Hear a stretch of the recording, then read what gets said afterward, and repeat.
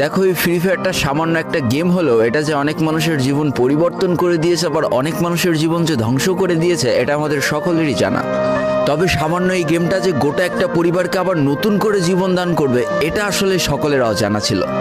হ্যাঁ বন্ধুরা, আজকের গল্পটি এমনই একটা পরিবারকে নিয়ে যারা এই ফ্রি ফায়ার গেমটাকে একেবারেই সহ্য করতে পারতো না, বরং তাদের সন্তান যখন এই গেমটা খেলতো তারা আরও উল্টো বকাবকি করতো।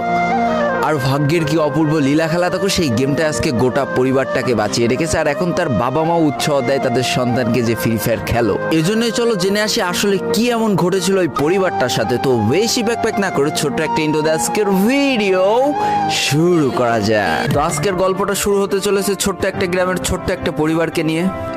বাবা মা এবং তাদের দুই সন্তান অর্থাৎ দুই ভাই, ছোট্ট একটা পরিবার, খুব সুন্দরভাবে তাদের জীবনযাত্রা চলে যাচ্ছিল।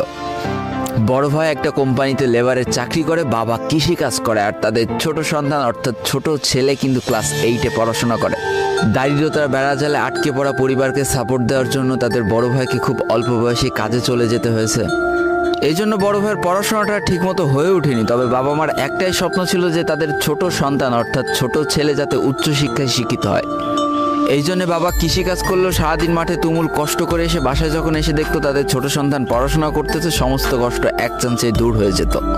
আর তাদের ছোট সন্তান পরিবারের অভাব দেখতে দেখতে বড় হচ্ছে, তো তাই সে একটা সময় ঠিক করেই ফেলে যে তাকে অনেক বড় হতে হবে, লেখাপড়া করে অনেক বড় মানুষের মতো মানুষ হতে হবে।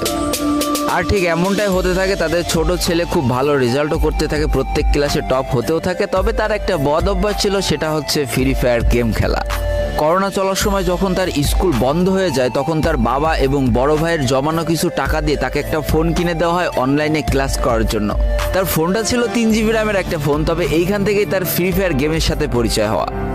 সারাদিন পড়াশোনার ফাঁকে সময় পেলেই সে ফ্রি ফায়ার গেম নিয়ে বসে পড়তো। আগে যেমন বাইরে